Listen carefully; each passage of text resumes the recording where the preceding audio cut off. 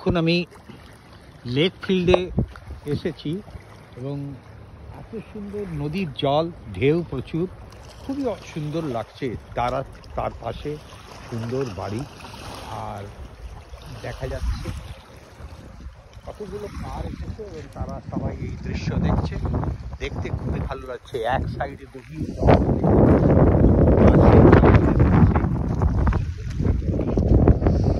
বয়ে যাচ্ছে, একটু কালচে যাচ্ছে। কেন? কারণ আমার মনে হয় এই বরফ যে গলছে, সেই বরফ গোলার জলটা কালো হয়ে যাচ্ছে।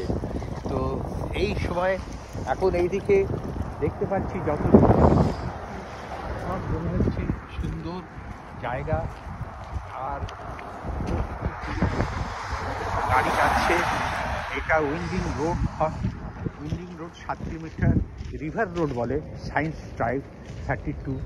এটা এক পাশে গভীর জঙ্গল, আর এক পাশে এই সুন্দর নদী বয়ে যাচ্ছে। দেখতে খুবই ভালো লাগছে।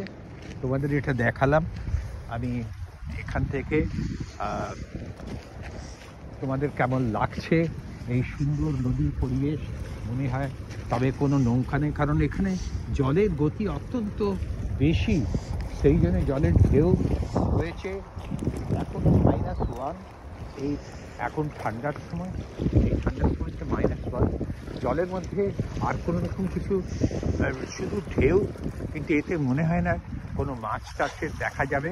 তার কারণ জলটা এখন বরফের জল, প্রচণ্ড ঠান্ডা, এই ঠান্ডায় মাছ থাকবে না। তাই আমার মনে হয়, আমি জিজ্ঞাসাও করেছিলাম, তো বললে এই জলেতে এখন যত ছিল মাছ সব নেই, এখন সব মারা গেছে। এইটা হচ্ছে খুব ভালো সময়, এই সময় দেখা যে এই সুন্দর নদী তোমাদের দেখালাম।